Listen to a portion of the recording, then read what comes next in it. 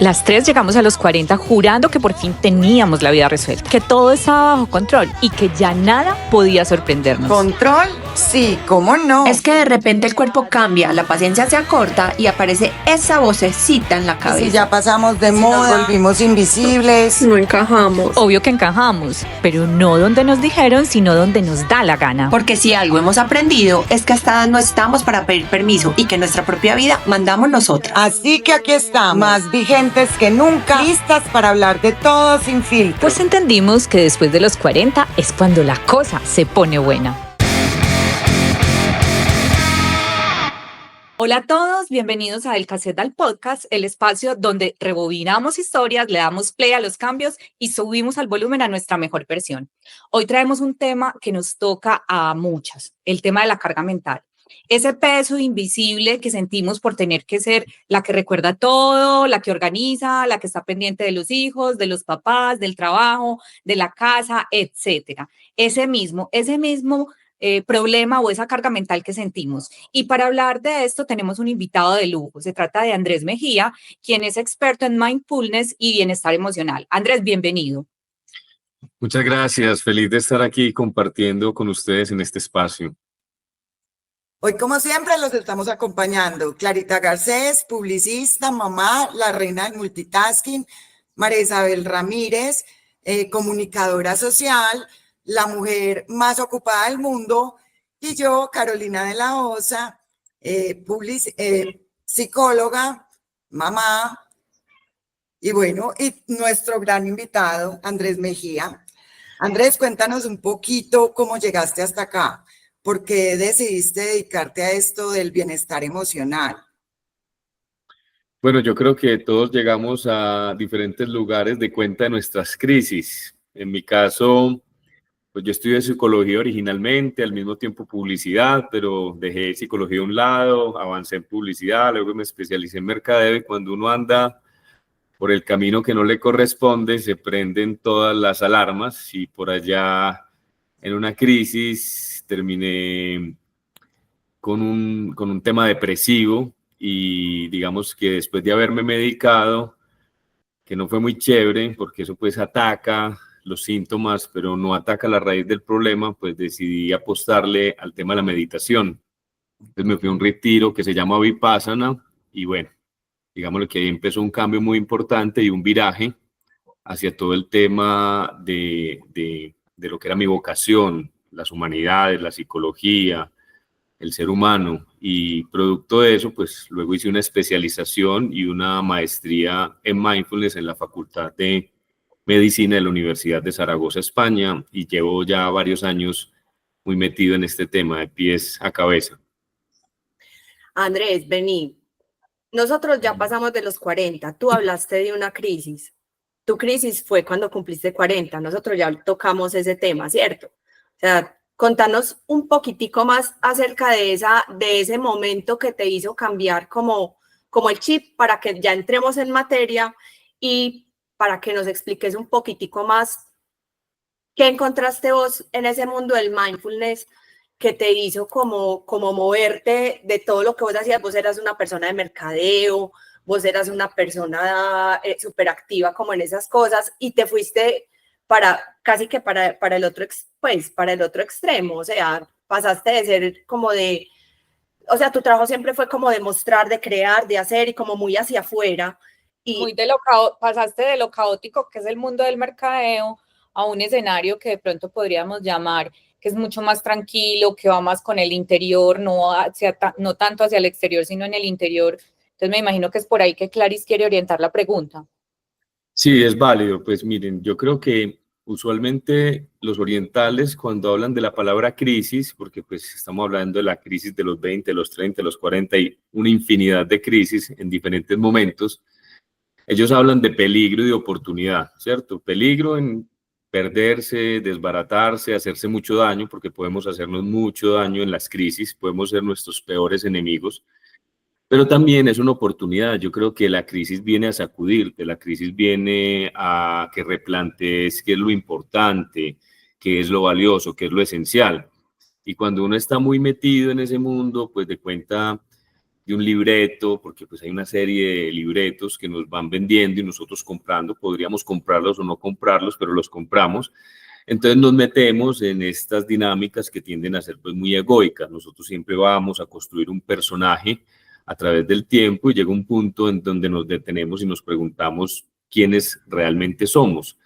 Y en esa crisis, digamos que yo pues elegí retomar mi rumbo, porque pues ese rumbo estuvo muy marcado desde el principio, cuando yo digo que estudié publicidad y psicología al mismo tiempo, y es que en la mitad de la carrera de publicidad me encontré con dos materias, una literatura y otra religiones comparadas, y definitivamente eso sí me movió a mí la aguja, pero como había avanzado tanto en esta carrera y como me iba muy bien, entonces uno sigue de pronto un poco tercamente por caminos que no le corresponden, entonces uno se desvía y cuando uno se desvía se prenden todas las alarmas y esas alarmas que son el malestar emocional, muchas veces a pesar de que son noches oscuras, dolorosas, pues que uno no se las desea a nadie, a veces nos enrutan y nos encaminan a los lugares donde realmente sí debemos estar. Y la pregunta clave para mí fue, ¿a quién le sirvo? ¿A quién le estoy sirviendo?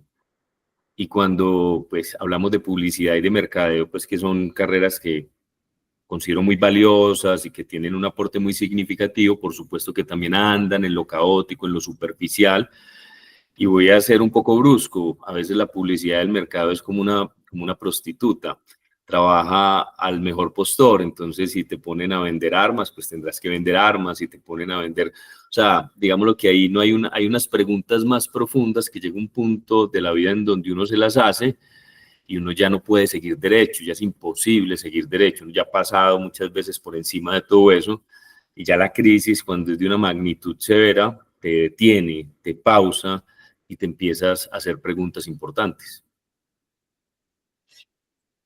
Súper. Yo creo que ese fue pues y no sé si estoy respondiendo a tu pregunta, Clarice.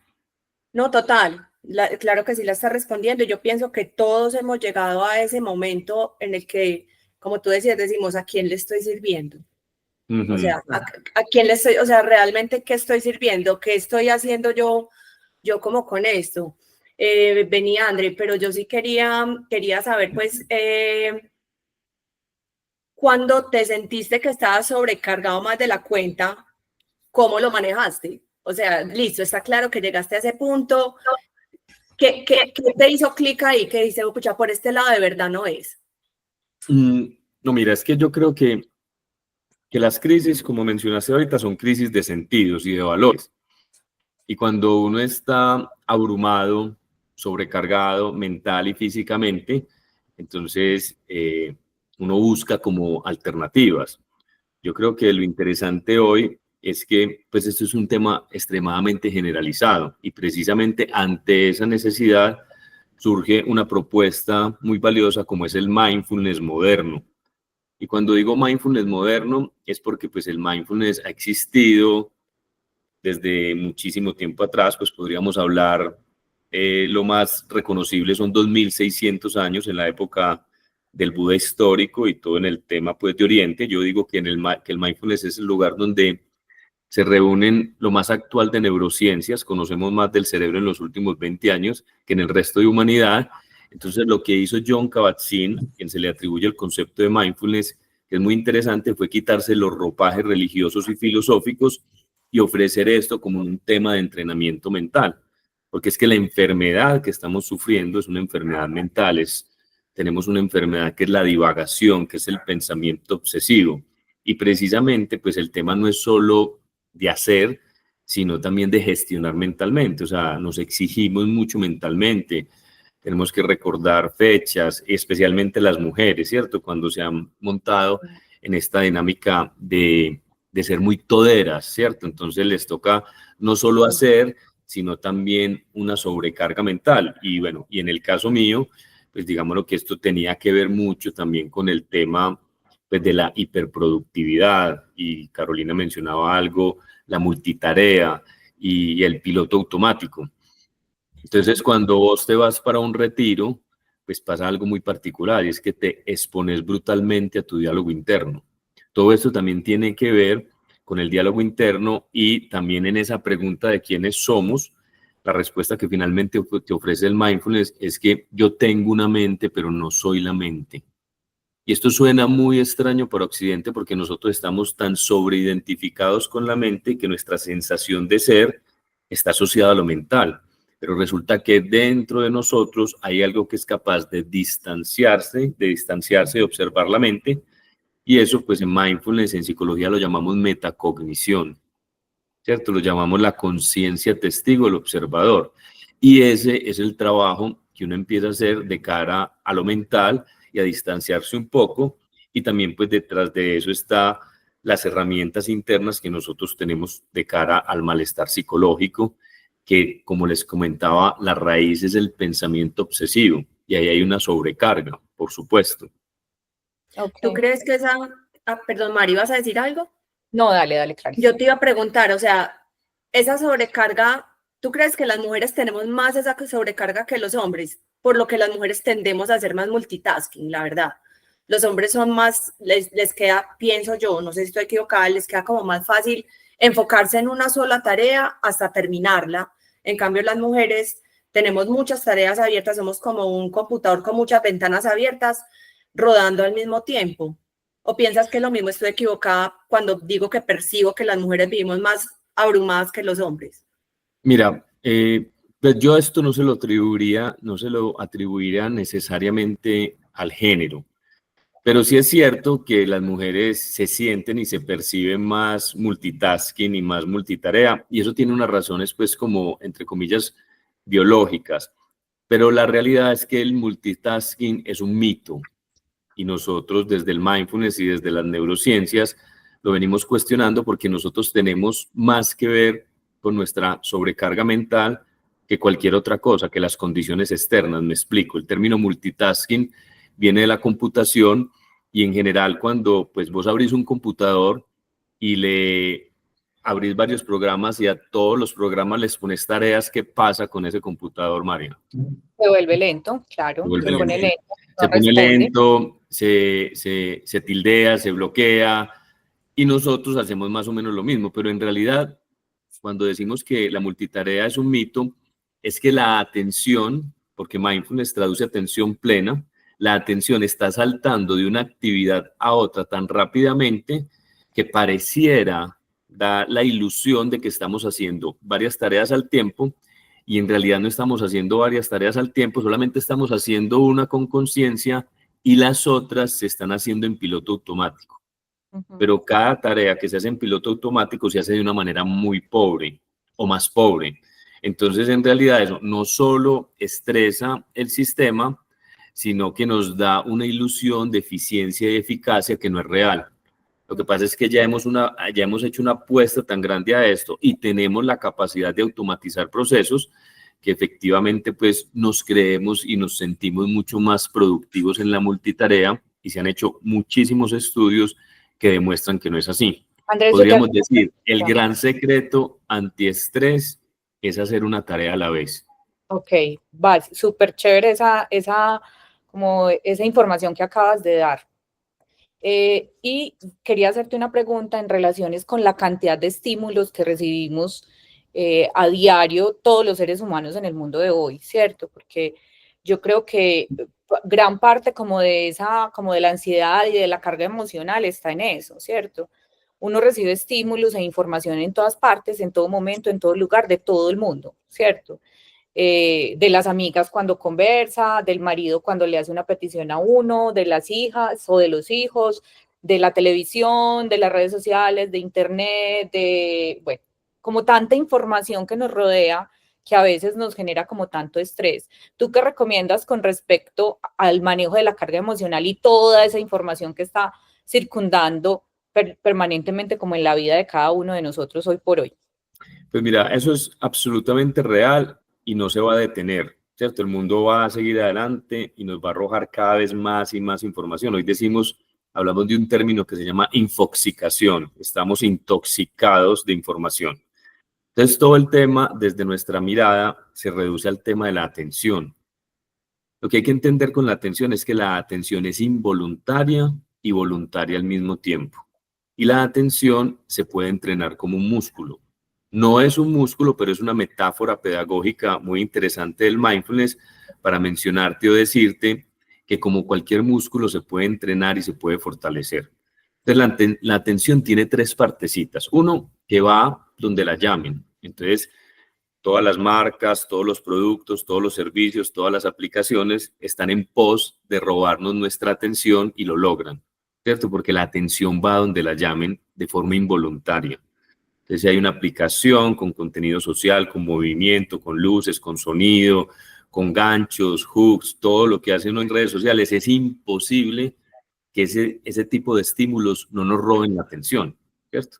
Esa es la primera parte. Pero la segunda parte más importante, y por eso la entrenamos, es sostener la atención en el tiempo. Entonces, nosotros tenemos el músculo tan debilitado que no somos capaces de sostener la atención en el tiempo. Lo tercero asociado a la atención, que también es todo un entrenamiento, por eso hablamos de entrenamiento mental, cuando se practica, cuando se entiende, se estudia el mindfulness, porque pues hoy todo el mundo de alguna manera tiene alguna idea al respecto, porque es un tema de moda, pero el gran desafío es la práctica. Esto es un tema de entrenamiento. Entonces, el tercer elemento, que es el más teso, es quitarle la atención a algo. Y esta frase me encanta para que todos la tengan muy presente. Si algo te perturba, quítale el único poder que tiene sobre ti, tu atención. Pero el asunto es que el tema no solo está afuera, sino que está adentro. Nuestra propia mente es la que más nos roba la atención, porque nuestra mente es una mente desordenada, es una mente obstructiva, es una mente parlanchina. Entonces hay que hacer un trabajo interior con la propia mente y eso es lo que nos ofrece la meditación como un vehículo para llegar a un estado que es el estado de mindfulness o lo que podríamos llamar el modo ser de la mente. Nosotros vivimos el 99.9% de nuestro tiempo en el modo hacer de la mente. Y hoy pues quisiera como que pudiéramos abordar el tema para que la gente entendiese esas dos modalidades, porque lo que pretende el mindfulness es cambiar de modo de la mente voluntariamente, ser capaces de pasar del modo hacer al modo ser de la mente y viceversa. Pero como les decía, pues esto todo requiere un entrenamiento, la explicación es muy entendible, muy digerible, a todos nos suena, nos resuena, casi que lo afirmamos, pero sin la práctica no hay nada. Yo te quería No, di, Caro, di. Yo te quería preguntar una cosa, pues es normal o la mayoría de las personas cuando quieren soltar algo, el primer sentimiento es la culpa, ¿cierto? O sea, por ejemplo, quiero dejar el fin de semana, no voy a hacer este trabajo y de pronto hay una vocecita por allá en el diálogo interno que le está diciendo, vago, no servís para nada y viene la culpa. Y esa culpa también en muchas ocasiones nos lleva a una autoexigencia.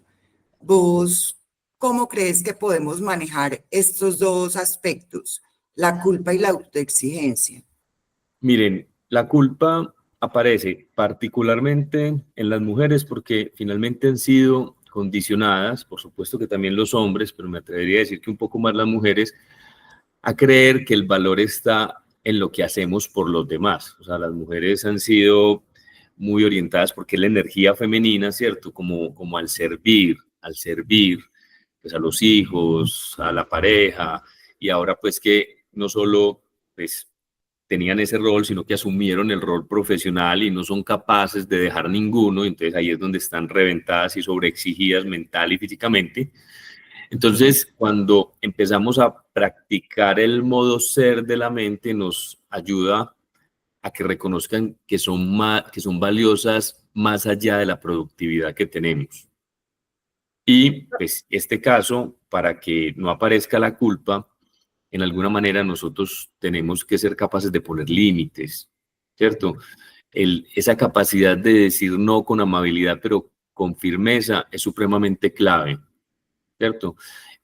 Ofrecerse tiempo para nosotros independiente del contexto y de los demás. A veces sentimos culpa porque pues, no estamos todo el tiempo disponibles, pero es que miren que eso también viene de las redes sociales. O sea, nosotros antes estábamos disponibles en el momento en que lo deseábamos, pero ahora estamos disponibles todo el tiempo porque nos tienen bombardeados con notificaciones, con todo. Entonces, estamos en una cultura de la inmediatez. Y lo que pretendemos en el mindfulness, en vez de entrar en esta cultura de la comida rápida, hablamos de slow food, ¿cierto? Como concepto general, ¿cierto? O sea, la comida cada vez tiene que ser más rápida, más industrial. Nosotros queremos ir mucho más lento, ¿cierto? Nunca Yo es tenía, demasiado lento. Y por no, que yo, supuesto, sí, perdón, Andrew, no, dale, es que tenía aquí como una idea con todo lo que estás diciendo, y es que yo estoy pensando en que de verdad la mente es un órgano del cuerpo y el cerebro, la mente, pues tiene una función, que es una función automática, que es la de pensar. Entonces, pensar y sobrepensar todo el tiempo hace parte de cómo funciona la mente, así como el corazón bombea sangre sin que vos le estés mandando el mensaje de bombea sangre ni a los pulmones respirar sin que les mandes el mensaje. La función de la mente es pensar, y mientras más, con todo lo que decías, mientras más estímulos tenga, es como si vos corrieras, vivieras tu vida en una carrera y mantuvieras el corazón a 1000. Nosotros mantenemos nuestra mente a 1000, o sea, estamos súper forzando a la mente a que esté todo el tiempo en función de eso. Entonces, lo que dices como el slow food es concientizarte. Uno no vive corriendo porque uno sabe que se le revienta el corazón, ¿cierto? Pero uno a la mente no le da esos espacios de ese descanso. Yo es que quisiera mira, preguntar, ay, qué pena, como para complementarlo, Claris, que nos expliques una diferencia entre eso que hablabas de ser y hacer, ¿cierto? ok, Que creo que es clave como en esta discusión que estamos teniendo, porque probablemente lo que acaba de decir Claris es el hacer de la mente, ¿cierto? Pero ¿dónde estará sí. la otra parte? Es que miren, antes de entrar en el tema, pues voy a responder a ambas porque creo que las dos cosas son importantes. Entonces, miren, la primera es que las neurociencias descubrieron hace poco, parece un gran descubrimiento y muy nuevo, pero esto lo saben los budistas hace 2600 años, y es algo que se denomina la red neuronal por defecto. Y la red neuronal por defecto significa que cuando yo no pienso voluntariamente, la mente está pensando por mí. Lo que pasa es que nosotros estamos tan identificados con la mente que no logramos distinguir entre los pensamientos voluntarios e involuntarios. Cuando uno empieza a practicar mindfulness, empieza a hacer esa distinción entre pensamientos voluntarios e involuntarios, y es muy importante porque los pensamientos voluntarios son como esa mente que es una mala secretaria que siempre te está trayendo lo negativo, porque la mente evolucionó para sobrevivir y no para hacernos felices. Entonces nosotros, desde el mindfulness, rompemos la identificación con la mente. A cualquier accidental, si ustedes le preguntan, ¿quién piensa? Él le va a responder, yo, ¿cómo así? ¿Quién más? Pero resulta que la mente piensa por su propia cuenta, así como los pulmones, yo no tengo que hacer ningún esfuerzo para respirar, como decía Clarice, la mente siempre está pensando, pero es que una cosa es la mente y otra cosa la conciencia que es capaz de observarla. ¿Listo?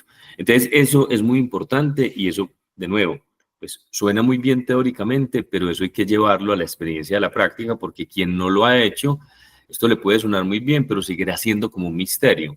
Entonces, precisamente es donde nosotros hacemos este acompañamiento, y esos son los recursos que nosotros estamos ofreciendo de cara al overthinking o al sobrepensamiento. Todo el mundo me habla a mí de, es que yo me la mantengo pensando, y nosotros no podemos detener la mente, o sea, no podemos poner la mente en blanco de manera forzosa, ¿cierto? De hecho, la gente cree que meditar es poner la mente en blanco, y puede que a través de la meditación, como consecuencia de ello, la mente se vaya silenciando, se vaya ralentizando, pero no la podemos forzar a ello.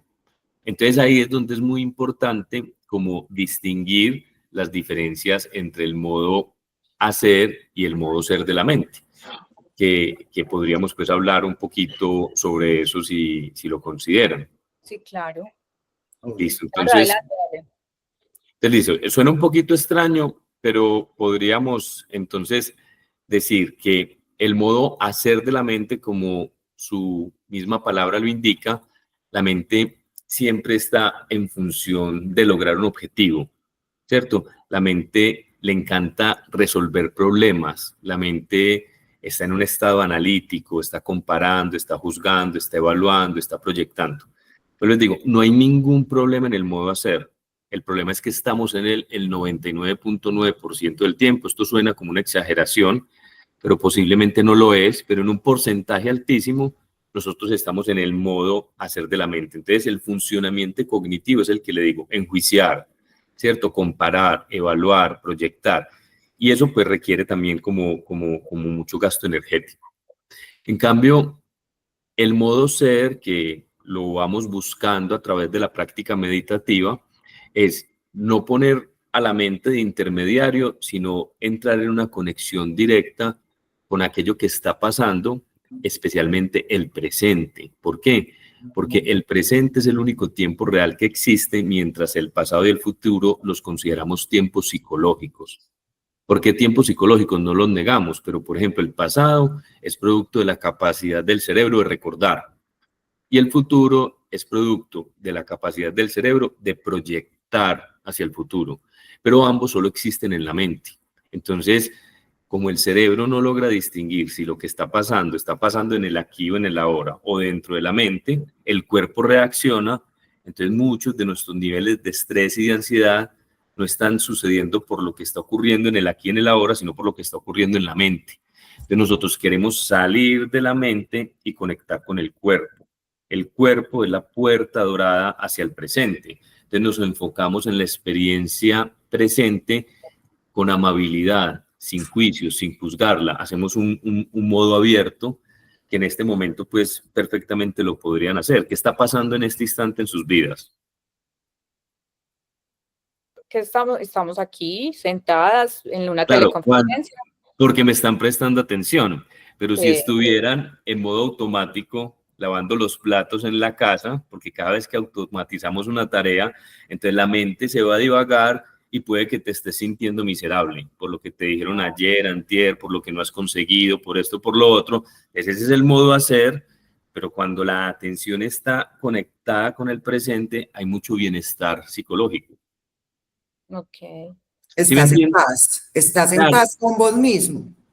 Claro, porque de alguna manera estás saliendo de todo este bullicio interior que, insisto, la mente, por su propia naturaleza, por su proceso evolutivo, tiende a ser más negativa que a positiva. Ujú. ¿Cierto? Es La como una mente siempre está como en modo supervivencia. Exacto. Entonces nosotros necesitamos eso. Por ejemplo, otro tema del modo hacer, modo ser, la actitud básica hacia la vida. ¿Cuál es la actitud básica del modo hacer? Controlar y mejorar. Tengo que arreglar esto, debo hacer más para ser más suficiente, esto no está listo, me va a faltar aquí, me va a faltar allá, siempre falta un centavo para el peso. En cambio, la actitud mental del modo ser es aceptación y apertura. O sea, me abro, puedo estar aquí con lo que hay, sin juicio. Entonces, en el fondo es una actitud existencial. Alrededor del mindfulness también está el tema de la aceptación como expresión de máxima sabiduría. Pero a nosotros la aceptación en Occidente no nos gusta porque la confundimos con resignación y estamos especialmente orientados a sobrecontrolar las cosas, ¿cierto? A hacer más de la cuenta, porque el control es casi una obsesión y el control es realmente una ilusión. Las mujeres que yo encuentro en terapia, de lo que más sufren es de un excesivo control. ¿Cierto? Ahí se vuelven orquesta porque quieren tener una cantidad de bolitas en el aire y todas las tienen que controlar. Ahí viene pues mucho de lo que va sucediendo pues a nivel de burnout, de quemado profesional, de todo ello. También, ¿cuál es el objetivo principal del modo hacer? Conseguir un resultado, completar una tarea, alcanzar una meta. En cambio, el modo ser es vivir la experiencia y la vida tal y como es, sin necesidad de cambiarla. Una de las meditaciones que a mí más me gusta, que es una simpleza, es sentarme en quietud y en silencio y me dispongo 5, 10 o 15 minutos para meditar. Me digo, en los próximos 5 minutos, 10 minutos, 15 minutos, no hay nada que conseguir, no hay nada que obtener. Todo es perfecto tal y como es, aquí y ahora. Y la primera que se queja es la propia mente. No, pues cómo todo va a ser perfecto, si debemos esto, pasa aquello, ta, ta, ta, ta. Y a la propia mente hay que repetirle, en los próximos 5 minutos no hay nada que cuando no hay nada que conseguir, cuando no hay nada que obtener, ¿cierto? La mente se silencia. La mente es Llega muy la serenidad. claro, pero esto pues por supuesto que exige unos minutos nalga o una hora nalga, así le digo yo, Total, porque es que hay que totalmente. sentarse, Difícil. Eso hay es que muy sentarse. difícil. La verdad ¿Sabes es qué me parece súper especial, Andrés? Que, o sea, muchas de las cosas que has hablado sobre la mente ser, ¿cierto? El modo La- ser de la mente, sí. el modo ser de la mente lo pienso como muy en función de cómo actúan los animales o las mascotas. Yo diría que por eso son tan felices, ¿Sabes ¿cierto? qué? Te voy a decir algo. Un pájaro come o un animal come y se relaja. En cambio, nosotros comemos y qué vamos a comer ahorita más tarde. ¿Y quién va a mercar mañana? ¿Y será que sí vamos a conseguir? ¿Y será que no vamos a conseguir? Un animal está conectado con los ciclos de la tierra, tiene una confianza básica que nosotros hemos perdido por esta idea del individualismo, de que nosotros nos tenemos que sostener y que pues nada más nos sostiene cuando nosotros hacemos parte de una vida que nos ha sostenido en muchas oportunidades y ni siquiera a pesar de ello confiamos. Esto porque es un sentimiento básico de confianza cuando hacemos, por supuesto, una conexión pues con cosas más grandes que solo este pequeño yo, ¿cierto? Que es el yo pequeño, egoico, superficial. Y aquí también pues viene un tema asociado pues, a la espiritualidad y a la trascendencia y a la confianza, que para mí fue muy necesario porque digamos lo que gran parte de mi crisis es que yo no tenía dónde depositar mi confianza, porque pues si depositaba en mí, somos falibles, la hemos cagado, nos hemos equivocado, en fin, tenemos una idea de perfección y no la alcanzamos, entonces siempre somos los más autocríticos con nosotros mismos. Si la ponía en el otro, pues el otro me ha fallado, me quiere abusar, todo el mundo está pues un poquito como a la defensiva en los aspectos laborales, la pareja, pues uno puede estar perfectamente durmiendo con el enemigo sin darse cuenta, a veces es la pareja, a veces es la propia mente, y entonces aquí viene este tema trascendente de dónde poner mi confianza, y hoy yo puedo decir que pongo mi confianza en aquello que llamamos misterio, que yo no lo tengo resuelto, otros vida, otros Dios, otro cuento, pero digamos lo que hay es trascender un poco más este tema de la propia mente y entrar en esto que pues que llamamos vida, la grandiosa vida. Y esto también tiene pues como un proceso bonito, digamos lo que el mindfulness es muy utilitario, casi que llega a un techo, pero más allá de ese techo pues está lo que llamamos las ciencias contemplativas. Y ahí hay pues mucha tela que cortar sobre ese tema, pero básicamente lo primero que necesitamos hacer es desafiar la propia mente.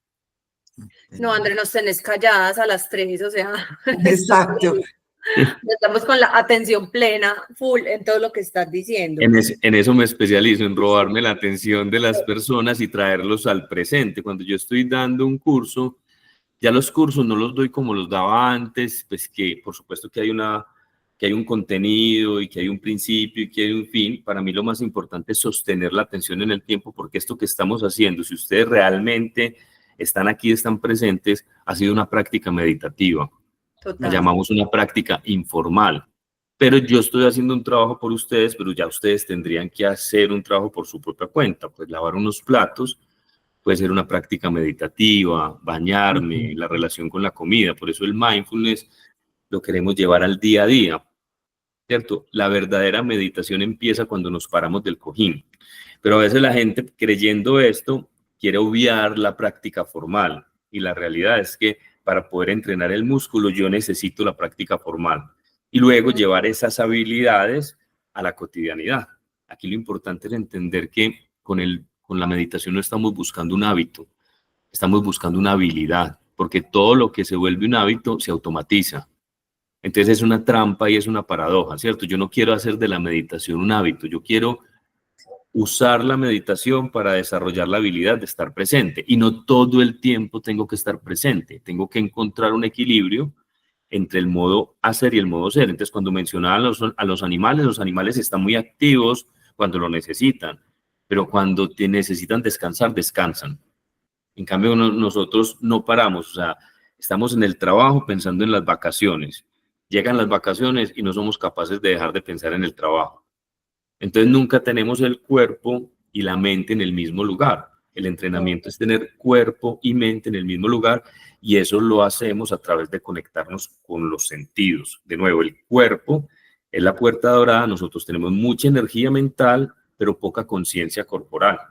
Entonces, por eso nos anclamos en la respiración y en las sensaciones del cuerpo. Entonces, se va desarrollando una conciencia corporal que, de nuevo, pues es muy serena y muy tranquila, porque mindfulness es como un estado de la mente que se puede alcanzar a través de la meditación, pero también a través de la comprensión. O sea, por ejemplo, todas las personas que han hecho mis cursos, yo sé que un porcentaje altísimo no medita, que debería, pero la sola comprensión y entendimiento ya te empieza como a calar en la mente y vas entendiendo que hay momentos para el modo ser y hay momentos para el modo hacer.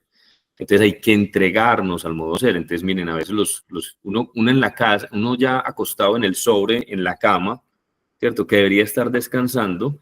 Entonces viene la mente y te toca la puerta y te dice, oiga, no pagamos la tarjeta de crédito. Total. Y arranca. Yo siempre he dicho que además los demonios atacan más de noche. Cuando Claro, uno se... cuando estamos ¿Cómo podemos ociosos. soltar eso, Andrés? O sea, por ejemplo, llega nuestra mente a hablarnos en los momentos inadecuados. ¿Cómo lo podemos soltar? Dos técnicas, miren, hay una técnica que se llama Anapana o mindfulness en la respiración, y es donde está tu atención, está tu energía. Entonces nosotros inconscientemente energizamos la mente, pero cuando yo practico le quito la energía a la mente y la pongo en el cuerpo, anclándome en la respiración. Hazte de cuenta que tu mente es como un lugar donde vienen unos visitantes, que son los pensamientos, pero si tú no les prestas atención, si no los energizas, si no conversas con ellos, si no participas, sino que les quitas toda tu atención, ¿qué pasaría con esos visitantes? Sí, se va, pues, Se van. no te disturba. Claro, pero ojo, el pensamiento es tan poderoso que eso es como una especie de lucha. Pues eso no pasa a los 5 minutos. ¿Cierto? El pensamiento te roba la atención, tú te das cuenta y amablemente vuelves al sitio de anclaje. Te vuelven y te roban la atención y vuelves al punto de anclaje. Es casi que una Cada vez, disciplina. cada vez que te Debe ser por los sentidos, o sea, ahorita vos decías por los sentidos, y decís, anclate a la respiración, pero podría ser por el tacto, por la Sí, vista, sí, también. tocaste el tema clave porque miren, el lugar de anclaje, pues clásico, es la respiración, porque la respiración la llevamos a todos los lugares, ¿cierto? También hay que entender que yo no puedo respirar en el pasado, no puedo respirar en el futuro, siempre respiro en el presente. Pero en realidad cuando me anclo a la respiración, me estoy anclando es al tacto, a la sensación del aire que entra y sale. Pero yo me puedo anclar al oído, por ejemplo, trabajamos con mantras. Yo hago una práctica todos los días con las personas que han hecho mi curso de lunes a viernes. Los viernes son viernes de mantra, porque el cuerpo lo sabe, entonces le ponemos sonido al asunto. Y esto que ustedes están haciendo ahora es una práctica meditativa en el sentido de que están haciendo algo que se llama escucha consciente. Pero miren que cuando nosotros estamos supuestamente escuchando, más que estar escuchando, estamos en una parte escuchando al otro, pero la gran mayoría del tiempo escuchando lo que nuestra mente nos está diciendo para hacer la próxima pregunta o para ver qué le voy a responder. Okay. Entonces, de nuevo, el asunto no es solo llevar la atención, sino sostenerla en el tiempo. Entonces, una forma para trabajar con los pensamientos es quitarle la atención. Y otra, que esta es un poquito más retadora, pero también es muy interesante, es entrar a nuestro mundo interior con una actitud de conciencia testigo u observación. Es distanciarme de los propios pensamientos. Por eso a nosotros nos gusta decirle a los pensamientos objetos mentales. ¿Por qué? Porque miren, esto es un objeto que aparece en su campo visual y desaparece. Nosotros tenemos un campo cognitivo cuando miramos hacia adentro y aparecen objetos que son pensamientos en forma verbal, en forma de imágenes, y nosotros nos enganchamos a ellos, hacemos una fusión cognitiva y nos dejamos arrastrar. Entonces lo que nosotros tratamos de hacer es observar el pensamiento sin que me arrastre, como si no fuera mi propia mente, sino que fuera la mente de alguien más. Y eso genera un proceso de autoconocimiento, porque en la mente están nuestros patrones mentales. A veces uno se puede pillar un patrón del tipo, yo no sirvo para nada, no soy lo suficientemente buena, ¿cierto? Ayer me dijeron, entonces hay patrones y hay temáticas. Por ejemplo, la mente siempre tiene una temática de turno. Claro, ¿cuál es la temática de turno de tu mente en este momento? Vos. No, pero una en general, por ejemplo, si me estoy separando, mi separación. Ah, total. ¿Cierto? Si me están embargando, el embargo. O sea, siempre mi hija adolescente, tema de turno. Total, sí, es ¿Cierto? verdad. No sé, estoy muy flaca, o estoy muy gorda, ¿cierto? O estoy muy pelada, o estoy muy en billete. O Somos sea, muchas O cosas. todas al tiempo, Al todas- mismo tiempo. todas al claro. O tiempo. 20 como es temáticas de turno. O sea, temáticas de turno, pero como si fuera, sí, por minuto. No, ojo, miren el dato aterrador que les voy a soltar. En Ah, el día tenemos entre 70.000 a 90.000 pensamientos. total. Y ojo, y el 85% de ellos involuntarios. Sí, lo Y un peor. porcentaje altísimo de ellos negativos. Entonces, Y los mismos mindfulness, de ayer. claro, entonces mindfulness se considera terapia de tercera y cuarta generación, o sea, lo más avanzado en psicoterapia, es porque mindfulness no pretende cambiar la mente, pretende distanciarse de ella. Porque desde el pensamiento positivo uno podría decir, y es válido, que si yo me pillo un pensamiento negativo, pues lo cambio por uno positivo. Pero ¿cuánta energía necesitaría yo en el día para cambiar entre 70.000 y 90.000 pensamientos negativos por positivos? Ay, Sobre no. todo porque es que te tenés que concientizar del pensamiento para poderlo cambiar. Es que, O sea, primero, ese es el primer paso, pero ojo, yo lo puedo cambiar o puedo no engancharme con él. ok, Miren, Esa sería la ojo, clave, no engancharte. claro, Ese es- la conclusión del modo ser de la mente de cara a los pensamientos es que los pensamientos son solo pensamientos, no son lo real. Y yo será por les, eso. tra- y yo les traje aquí una cantidad de ejemplos, ¿cierto? Si queremos volver al tema del modo hacer, el modo ser, miren que hay una cosa muy interesante en el tema de la orientación en el tiempo. En el modo hacer, todo está centrado en el pasado y en el futuro. Mañana tengo que, no debería haber dicho esto. En cambio, en el presente estoy aquí, en este instante. Insisto, no hay nada que conseguir, no hay nada que obtener. ¿Cuál es la actitud hacia los eventos mentales? Que aquí quiero resaltarlo. Y es que vemos los pensamientos como hechos y respondemos de forma inmediatamente a ellos. No sé, si una mujer piensa, si ya no lo hago, nadie lo va a hacer bien, ¿cierto? Eso es un pensamiento muy del control, ¿cierto? O sea, yo hago las cosas de cierta manera y si no las hago yo, nadie las va a hacer de cierta manera. Pero eso es un pensamiento y inmediatamente actúo en consecuencia. Pero yo podría ver ese pensamiento como un evento, como un objeto mental, ¿cierto? Y no necesariamente tengo que reaccionar. O sea, nosotros en lo que más nos entrenamos es en la no reactividad, que no es fácil, pero pues la explico. O sea, hay impulsos simples y hay impulsos más complejos. Nosotros inicialmente en la meditación trabajamos con un impulso simple. Por ejemplo, cuando estoy meditando, como empiezo la meditación, la termino. Entonces, ¿ustedes qué se imaginan que qué tipo de impulsos podrían surgir en la meditación cuando estoy meditando? Primero, la incomodidad física. Y si surge una incomodidad física, ¿yo qué hago? Te voy a decir qué me pasa a mí, por ejemplo. O sea, Incómodo. cuando yo estoy en función de que de verdad quiero sacar el espacio para meditar, pues he entendido un poco lo que tú estás diciendo y he tratado de aplicarlo. Pues yo esta conversación ya la tuve contigo hace varios años y de ti he aprendido mucho y aprendí que meditar no es dejar la mente en blanco, sino simplemente dejar pasar los pensamientos, sacar un espacio para uno poderle dar un descanso a la mente. Pero cuando estoy en ese proceso, la incomodidad física muchas veces te pica el pie, entonces te Entonces, desacomodas. para ahí, mira, es que Sí. cuando vamos hacia adentro, nosotros nos vamos a encontrar con tres cosas, con pensamientos, con sensaciones y con emociones. Cuando estamos hablando de impulsos, nosotros trabajamos con impulsos simples que son las sensaciones. Por ejemplo, tú te acabas de rascar la cara automáticamente sin darte cuenta. Sí. Acabas de hacer así. Listo. Sí. Es cuando yo decido asumir una postura de quietud y silencio y hacemos algo que se llama aditana firme meditación. La idea es que no para torturarme, sino como empiezo la meditación la termino por la siguiente razón, porque si yo estoy aquí y me pica la cara, yo puedo no rascarme. Yo puedo ser consciente del impulso y elegir no rascarme. Entonces, ¿yo qué empiezo a lograr a través de ese entrenamiento? A no ser tan reactivo. De nuevo, porque somos reactivos a un pensamiento, somos reactivos a un insulto.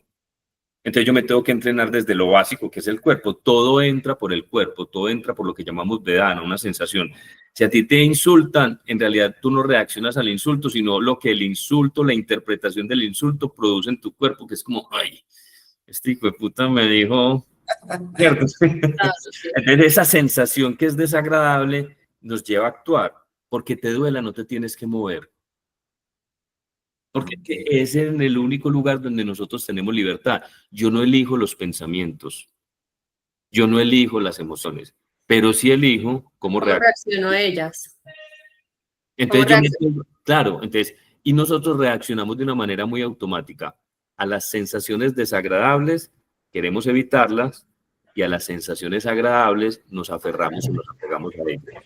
Y en ese comportamiento automático está el sufrimiento del ser humano. Porque es que todo este tema tiene que ver en el fondo, en realidad, con liberarnos del sufrimiento. O sea, la gran pregunta que se hizo Buda en su momento histórico fue ¿por qué sufrimos? Se dedicó la vida a investigarlo, ¿cierto? Y concluyó cómo podríamos liberarnos del sufrimiento, que son las famosas 4 nobles verdades. Pero si no nos queremos enredar y complicar con el tema budista, el tema es muy simple. Cada quien lo sabe y lo entiende. O sea, nosotros tenemos un cuerpo que reacciona positivamente a estímulos agradables y reacciona negativamente a estímulos desagradables. Pero no todos los estímulos desagradables van a ser siempre desagradables, o hay estímulos desagradables que yo podría, ¿cierto?, relacionarme con ellos de otra manera, porque eso trae de pronto unas consecuencias positivas, ¿cierto? Hacer ejercicio duele, pero como yo estoy pensando que me voy a poner más firme o más musculoso, más poderoso, pues me aguanto ese dolor, ¿cierto? O sea, ¿cómo nos relacionamos a nosotros con el dolor? Ahí hay una cosa muy mágica de las mujeres, y es que las mujeres tienen mucho, un umbral del dolor alto, y ellas saben, y ustedes saben, relacionarse bien con el dolor, pero ahí también tendríamos que distinguir entre el dolor físico y el dolor emocional. ¿Cuál prefieren? El físico toda la vida. El físico. Pero ojo el dato que les voy a dar. Todo dolor emocional en el fondo es físico. Pero no, eso te iba a decir. Y eso yo lo aprendí de vos. Todo dolor emocional en el fondo es físico. Sí, pero déjame, yo si soy capaz de responder esa pregunta, porque vos eso me lo explicaste hace mucho tiempo. Cuando vos tenés un pensamiento, ese pensamiento te genera una emoción, ¿cierto? Te genera una sensación a la que llamas emoción. Tenés algo, pero por lo general eso físicamente se ve, lo sentís en el cuerpo. Entonces, sí, cuando vos pensás en algo que te da mucha rabia, o sea, tenés un pensamiento que te da rabia, vos algo en el cuerpo sentís o te acelerás o no sé qué. Ahora, mi hija, que está pasando por un momento de transición porque terminó con el noviecito, yo le digo, nena, es que mientras más pienses en eso, más vas a sentir el hueco en el estómago. Ven, yo te cuento un chiste ya. Entonces ella se ríe y le digo, ¿tienes el hueco en el estómago? Y me dice, no, mami, no. Yo le viste, es que ese dolor, eso que tú estás sintiendo, que lo maluco es esa sensación física realmente, por lo general es lo físico lo que nos molesta, está tan anclado a lo que vos pensás, que en el momento en el que soltás ese pensamiento en el que estás enganchada, dejas de sentir el malestar que estás sintiendo. Claro, por eso una apuesta que nosotros tenemos es a la distracción. El problema de la distracción es que la distracción dura poco y luego te volvés a encontrar con el tema. Por eso miren que en medio de las tusas, pues la gente se va a ver películas, hace una maratón de Netflix, se come un tarro de helado, hace una cantidad de cosas, porque esas cosas nos distraen y nos desconectan con el dolor, pero es válido, pero es más bien temporal, porque después vuelvo y me encuentro con el dolor. Entonces nosotros con las sensaciones practicamos algo que se llama ecuanimidad. ¿Qué es la ecuanimidad? Estar presente en el placer sin apego y estar presente en el dolor sin aversión.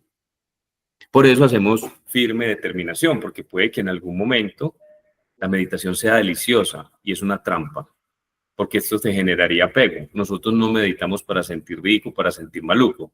Meditamos para tener esta capacidad que es muy potente, que es la ecuanimidad, volvernos imperturbables, inofendibles. A ver, si te lo entiendo, es como tener el control de tu diálogo interno, independientemente de lo que venga. No, es que puedes trabajar con dos cosas. Tú puedes trabajar con la mente o puedes trabajar con el cuerpo. Por ejemplo, si yo voy a trabajar con la mente, la idea es distanciarme de mi propia mente, romper la identificación que usualmente tenemos con la mente. Nosotros con la mente nos fusionamos cognitivamente, o sea, lo que nos propone la mente, nosotros lo compramos. Yo podría no comprarlo. Ok. ¿Cierto? O sea, por ejemplo, la mente te dice, te va a ir mal mañana en el examen. Eso lo creé yo, fue mi No, pensamiento. no, ni siquiera, lo creó tu mente. El 85% de los... O sea, hay que entender que la mente todo el día te está haciendo propuestas. La mente es como una secretaria. La mente llega y te dice, oiga, no compramos los bananos que había que comprar. Ay, verdad, los bananos. Y te devolves. ¿Ves? O sea, nosotros no, o sea, lo que pasa es que esto es difícil de explicar porque si uno no ha hecho el ejercicio, queda un poquito más lento. O sea, si la gente toda la vida ha estado totalmente identificada con la mente, esto le suena muy raro. Ok. Pero quien empieza a practicar se empieza a dar cuenta que la mente, yo vuelvo y te digo, hay un porcentaje muy alto de pensamientos que son involuntarios, te lo demuestro. Tú eliges tus pensamientos, No. llegan, y así como soñamos dormidos, también soñamos despiertos. ¿Cómo soñamos despiertos? Divagando. La mente es Ahí como sí los elegimos. una secreta. No, no, no, o sea, nosotros no los No elegimos. necesariamente. Ellos llegan. Por eso hablamos de pensamientos ¿Qué es qué es lo último que uno quiere pensar después de que terminó en una relación? ¿Qué es lo último en que tu hija quiere pensar en este momento, María? ¿En qué está haciendo en qué puede estar haciendo esta persona? ¿Y qué hace la mente? Te empieza a lleva. Todo el bombardear. día le manda opciones, Bombardear. posibilidades de cosas que pueden pasar, no pueden pasar, de lo que pudo haber pasado, de lo que no pasó, de Es, lo que sería, de lo que no fue. exactamente. Entonces, insisto, esto suena muy extraño, pero yo tengo una mente, pero no soy la mente. Hay algo dentro de mí que es capaz de observar la mente. Entonces, yo puedo trabajar con la mente observándola y distanciándome, pero también le puedo quitar la energía y pongo la energía en el cuerpo. Entonces, para trabajar en el marco del cuerpo, yo no voy a dejar de sentir. Mientras tengo un cuerpo, hay que sentir. Yo no soy las emociones, pero tengo emociones que hay que hacerlas, sentirlas, pero nosotros no las queremos sentir y precisamente porque no las queremos sentir nos empastillamos, Ok. ¿cierto? Entonces aquí nosotros la ecuanimidad es esa emoción o esa sensación que yo estoy sintiendo, yo tengo que abrirle espacio. Yo le tengo que abrir un espacio a la tristeza, yo le tengo que abrir un espacio a la frustración, yo le tengo que abrir un espacio a la rabia, ¿cierto? Pero nosotros frente a esas sensaciones reaccionamos. Entonces, si tengo rabia, grito. La rabia yo la puedo sentir, pero no necesariamente la tengo que actuar. Pero la actúo es porque no la quiero sentir. Entonces, esto suena muy extraño también, pero yo le digo a la gente, y les va a dar risa, que cuando llegue la emoción, porque yo no la elijo, por ejemplo, llegue la tristeza, en vez de rechazarla, decir algo así como, qué interesante, estoy triste. Interesante, tengo rabia. Claro, porque entonces mira que ahí está el distanciamiento. O sea, ojo, las situaciones y las personas constantemente están cambiando, pero las emociones son las mismas. O sea, tu hija va a tener el dolor que tiene hoy por el nombre de turno. ¿Cómo se llama el de turno hoy? No, Bueno, X nombre, porque Jacobo. se regaña. Sí, Jacobo. Pero después va a sentir lo mismo, pero por Carlos, por Albertico, por Betty. O sea, ¿cuántas veces nos hemos cabeceado? Así Todas es. las veces. Todas las veces. Y no lo vamos, y no lo vamos, y lo peor sería desear que eso no sucediese, es estar muertos en No, vida. total. Y finalmente vos llegas a un punto en el que te das cuenta de que le diste más trascendencia a la que tenían muchas veces las cosas, porque uno, por engancharte con eso, o sea, cuando ya llegas a un Claro, momento, ya te das cuenta, le di demasiada trascendencia, pero uno todas las veces se va a cabecear, todas, porque sí, porque no, incluso si no, lo que yo le digo a ella, incluso si no te gusta, entonces es porque no te paró bolas de que no te gusta, o sea, siempre. miren, les voy a entregar la joya de la corona de lo que yo enseño. Esto para mí es lo más grande que yo le puedo entregar a alguien. El otro y la situación dispara la emoción, pero nunca es el origen y nunca es la causa. El verdadero origen y causa de las emociones son mis necesidades, mis expectativas y cómo me tomo las cosas. Entonces yo puedo soltar al otro, soltar la situación, llevar la atención a mí y darme cuenta de cuáles son mis necesidades. El otro no tiene que satisfacer mis necesidades. Yo puedo negociarlas con el otro, pero no tiene por qué satisfacerlas. Entonces, si yo me quiero hacer cargo, que es lo que nos está haciendo falta, yo me tendría que hacer cargo de mi emoción, ¿cierto? Por ejemplo, si mi necesidad es el amor, pues por supuesto que estamos buscando el amor en el otro, pero si no lo encuentro, yo tengo que hacerme cargo. Y ahí viene el tema de amor propio, que nos cuesta tanto, ¿cierto? Pero una necesidad puede ser satisfecha de miles de formas. Entonces, si uno le está doliendo mucho un personaje de turno, la palabra mágica es next. Exactamente. Siguiente. Qué buen ¿Sí o no? consejo. Y hay 8.000 millones de personas en este planeta, entonces estamos chimbeando, ¿cierto? Total. Aunque yo vengo de un dolor profundo, insisto, esto suena muy bien, pero es más difícil hacerlo. Claro. Pero esa es la verdad. Ojo, mi expectativa yo la puedo modificar. A veces el otro dispara mi emoción, pero mi emoción viene de que yo tenía una expectativa de que llegara temprano, de que fuera de cierta forma, de que me felicitara el Día de la Mujer, de que me comprara rosas, de que esto, lo otro. Pueden haber muchas expectativas. Y lo otro, que es muy importante, es cómo me tomo las cosas. Ahí viene el tema del personaje. O sea, nosotros necesitamos desafiar el personaje que tenemos. Todos necesitamos un ego. Pero el ego no es mi verdadera esencia. Dime. Creo que nosotros vamos a necesitar un programa entero solamente para hablar de este tema puntual de las relaciones y de cómo se engancha uno con esos pensamientos. Sí, nos hemos ido por otros. Yo tenía todas las preguntas muy bien, bien estudiadas. Ustedes se me desordenaron. No se ha cerrado el espacio, sino que antes pensamos que podemos tener una segunda edición y yo quisiera que de pronto como para terminar esta partecita o este capítulo, porque queda claro que vamos a tener unos segundos y unos terceros y así. Una pregunta, Andrés, una persona que está de pronto en una situación de crisis, ¿cierto? Que está pasando por un súper mal momento. Tú desde tu conocimiento y desde tu experiencia, tiene una situación en el ahora que le está sobrecargando y lo está sobrepasando. ¿Qué debe hacer? Como unos 3 tips rápidos o algo que lo ayude a concentrarse en el ahora, ya, aquí, para distanciarse un poquito de esa emoción como tan contractiva. Te voy a responder por otro lado y luego voy a ir específicamente a lo que me estás preguntando. Nosotros trabajamos con una hipótesis y es que la vida es una interpretación. Entonces, en realidad, yo siempre puedo cambiar mis interpretaciones. Eso lo llamamos una reevaluación positiva.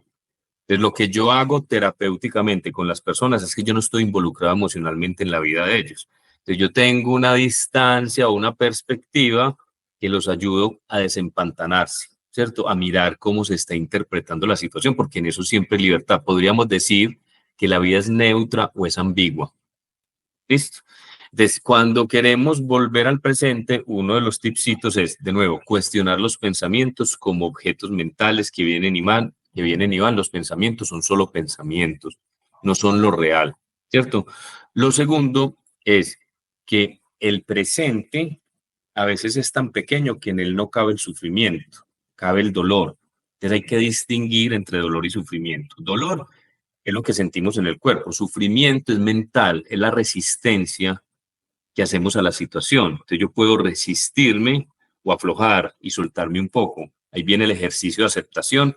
Insisto que tiene unas premisas, unos principios que hay que entenderlos, pero para mí, digamos lo que mi filosofía y mi religión, aunque cuesta mucho, es la aceptación, ¿cierto? Porque libera particularmente del sufrimiento, pero también la compasión, también está el tema de empatía, bueno, los valores, en fin. Y lo otro es que todo nuestro sistema nervioso, incluso el cardíaco, está regulado por la respiración. Entonces, cuando uno está muy mal, pues a la gente le dicen respire, la gente respira 3 veces y vuelve y se engancha con su pensamiento y deja de respirar. Yo me puedo pegar de mi respiración y no soltarla hasta llevar mi sistema nervioso a la calma, activar el sistema parasimpático. Pero hay gente que, por ejemplo, los niños, uno les dice que cuente hasta 10 y ya con eso ellos tienen, ¿cierto? Porque llevan la atención a otro lado, al conteo y todo el cuento. A veces uno tendrá que contar hasta 1000 o hasta 1.000. Sí. Pero si yo no suelto mi respiración, el cuerpo tiene la capacidad de influir la mente, no solo la mente al cuerpo. de si yo cambio mi postura, si yo sonrío, si yo respiro, o sea, desde el cuerpo yo tengo capacidad de influir significativamente la mente, por eso ellos, los orientales, siempre hablan de técnicas cuerpo-mente. Nosotros los occidentales dividimos eso, pero el cuerpo y la mente no están divididos, están amalgamados, así como están amalgamadas las sensaciones, las emociones y los pensamientos. A nosotros nos gusta hacer divisiones verbales para entender, para comprender, pero en realidad nosotros somos una unidad psicosomática, ¿cierto? Somos un olón. Hay un tema, pues a veces se abusa de las palabras del holístico, pues que me sabe un poquito a ñola, pues todo lo holístico, pero en realidad, pues el fondo del holístico es totalidad, ¿cierto? Y efectivamente, pues hoy se abusa mucho del tema, pero nosotros tenemos esa capacidad. Entonces, creería que por esos tres lugares podríamos trabajar una crisis. Pero para mí lo más importante, creería yo, porque eso nos va a costar un tiempo, es acompañarnos bien. Yo creo que no hay nada mejor que ir a terapia y acompañarnos de alguien que nos pueda dar una mano, porque es que uno desempantanarse solo Es difícil. es difícil. Totalmente, totalmente. Andrés, te hago una pregunta ya como muy salida del libreto y es la siguiente, y es, tú además de los cursos, das terapias individuales. Sí, yo eso nunca lo he anunciado y ya tengo demasiadas, pero ha sido más desde el voz a voz y en algún momento lo voy a anunciar, pero me gusta que me hagas la pregunta. Mira, yo hago cursos para el público en general, trabajo con empresas, pero también ofrezco unos medios hábiles uno a uno. Entonces trabajo con hipnosis, trabajo con medicinas sagradas, trabajo con masaje tailandés y trabajo con terapia, yo digo, un ejercicio terapéutico y un ejercicio psicoeducativo. El terapéutico es en qué estás enredada, qué necesitas transitar, qué te está doliendo. Eso termina muy en lo autobiográfico, pero a veces la gente me busca no porque esté mal, sino porque quiere estar mejor, ¿cierto? Yo creo que el motivo para llegar a un terapeuta no es necesariamente estar mal, aunque casi siempre es así, ¿cierto? La pregunta más incómoda que yo hago en mis terapias es ¿cómo estás? Y la gente dice, bien. En realidad yo sé que no está bien. No, muy bien, gracias. Yo sí, bien. De verdad bien, no, pero pues, arranca pues ya, arranca Sí, la sí, queja, sí, sí. ¿cierto? Que entre la queja. Entonces nos quejamos un rato, nos reímos también. Creo que a esto hay que ponerle un poquito de humor. La espiritualidad no puede ser tan seria, pues, y tan memorable, ¿cierto? Yo creo que hay que ser mitad fuck you y mitad namaste en en ese equilibrio y yo, pues, desde ahí me muevo, ¿cierto? O sea, a veces me siento un poco incómodo en este movimiento de conciencia que hay ahora, que antes era como medio exclusivo y ahora pues uno levanta una piedra y encuentra un profesor de yoga y levanta la otra. Exacto. Entonces, pero bien, yo pues llegué aquí con mucho dolor y con mucho esfuerzo, no me moveré. Y entonces sí, de esa forma pues trabajo con diferentes, pues, con personas. Y sabes que yo entiendo tu molestia, porque es que cuando uno de verdad tiene un despertar espiritual, uno tiene que ser muy consciente de que es que uno todavía es muy terrenal, ¿cierto? Y no solo tiene que ser consciente, uno tiene que ser muy consecuente, uno tiene que ser y hacer y parecer. Entonces, uno encuentra muchas personas con un discurso muy espiritual, pero a la hora de te las vas a ver en su día a día y no concuerda el audio con el video. O sea, entonces se ha vuelto como un tema muy, Sí, muy como sí, como de moda, pero cuando las personas realmente se meten en ese cuento y empiezan a buscar herramientas y como tú hiciste, a encontrar esas cosas para ser uno mejor, es que ser espiritual no es ser superior, es simplemente ser uno cada vez mejor, tratar de ser una persona mejor. Mira, ahí hay una trampa y es la trampa, yo lo voy a llamar así, la trampa de la coherencia o la congruencia. Y es, a todos nos suena muy bien la idea de que uno tiene que ser coherente entre lo que piensa, dice, hace, siente y valora. Yo esa idea en algún momento la compré y la traté de llevar hasta las últimas consecuencias y me di contra las paredes. ¿Por qué? Porque nosotros pensamos una cosa, decimos otra y hacemos otra. Esa es la característica del ser humano. En psicología lo llamamos disonancia cognitiva. Entonces yo entendí que la verdadera coherencia no tiene que ver con cumplir mi perfección o mi yo ideal y montarse por allá en un lugar donde pues le terminan a uno tirando piedras, ¿cierto? Si un globo lo ven por ahí bajito, lo único que harán es tírale piedras para ver si no lo Piedra. bajan, ¿cierto? Y aquí está la cultura del odio y todo el cuento. Para mí, y desde ahí me muevo, la verdadera coherencia es abrazar mis luces y mis sombras aquí y ahora. Nosotros no vinimos a ser perfectos, vinimos a ser auténticos. Y estamos en un proceso, work in progress. Entonces yo con la gente trabajo desde mi imperfección, desde mi humildad. O sea, yo no soy maestro de nadie. Es que en Total. esta no es la época de maestros ya. O sea, los maestros ya vinieron, ya dejaron sus enseñanzas. A cada uno le toca ser maestro de sí mismo. O sea, yo lo que hago es facilitar procesos. Pero No, yo, partito que no yo en tiene algún super punto, experiencia de vida. a todas las personas que interactúan conmigo, llego a un punto y les digo, a mí no me miren. O sea, si se van a ponerme a mirar a mí, se van a enredar. ¿Cierto? Hay que mirarse a uno, ¿cierto? O sea, yo estoy haciendo mi tarea y tengo grandes victorias, ¿cierto? Y tengo cosas que mostrar y lo muestra mi cuerpo y lo muestra la disciplina y muestra una cantidad de cosas, pero tengo unos lugares de poca luz, temas gigantescos por resolver, ¿cierto? Pero el que anda en la miel algo se le pega, entonces a mí me gusta esta miel y lo que hago, más que enseñar, es recordar. O sea, yo me siento con las personas a recordarles cosas de las cuales yo me quiero acordar todos los días. Okay. Es muy fácil olvidarlas. Por ejemplo, todo el mundo habla de gratitud. ¿Quién va a cuestionar la gratitud? Pero practíquelo todos los días. Se le olvida a uno. O sea, es más fácil estar en la queja que en la gratitud. Total. Entonces, sí, bacano, el diario de gratitud, el cuento y todo muy moda, pero muy superficial. En este momento hay mucha superficialidad y muy poco contenido. Entonces, por supuesto, hay que tener una mezcla de ambas cosas. Y eso, pues, ahí lo tendremos que ir conversando. De acuerdo. Esa conversación, o sea, de verdad que se nos fue el tiempo, pero volando y quedamos con una cantidad de cosas Demasiado aprendizaje. Qué que bueno. quisiéramos decir aquí eternamente con vos. Porque, Bien, porque mi público es el público de ustedes. Mi público es un 85-90% mujeres y me atrevería a decir que en la franja entre los 40 y de ahí para arriba. Ah, no, obvio. pero sabes, Claro, sí, ¿Qué lo estoy diciendo? Porque voy a honrar eso. Porque son mujeres que están buscando, que se están queriendo conocer, que son capaces pues digámoslo que el hombre está por allá como todavía no sabe si sí o si no. Si una mujer lleva al marido a una charla mía, el marido se queda, pero es difícil que el marido llegue, sí.